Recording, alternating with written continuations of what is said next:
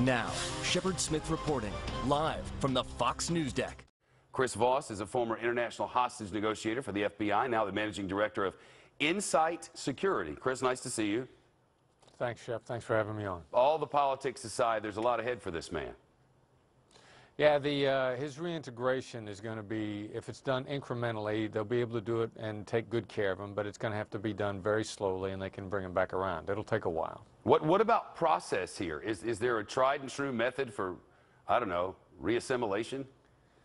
You know, there is, and the Department of Defense has gotten really good at this in the last few years. They've got reintegration teams, they've got personnel recovery teams, and they found if they take it very, very slowly and bring them back slowly, which is, it's evident from what the family statements have been made, is that the Defense Department has briefed the family on how slow it needs to be, and the family's buy-in on this is very important. You know, from the beginning, we know that he wrote a note to the people who picked him up, SF, Special Forces, is that who you are?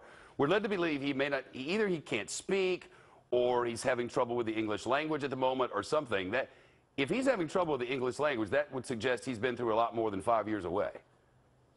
Right. He's probably been through a tremendous amount of psychological mistreatment, a lot to go through, to the point where he's destabilized in his ability to communicate. The psychologists that will be working with him will be able to recognize this and bring him around really slowly. And as long as they do it slowly, I think he'll be all right. Chris, one of the things in play here is we're told he had this email in advance that said he didn't like the way things were being conducted. He didn't like the conduct of the war in some way. He was ashamed to be an American at the time, all of that.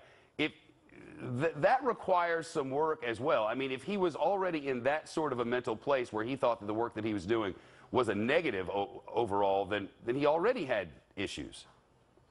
Well, possibly, and some of this is also, I mean, Department of Defense is training people to not let themselves get killed unnecessarily when they're in captivity.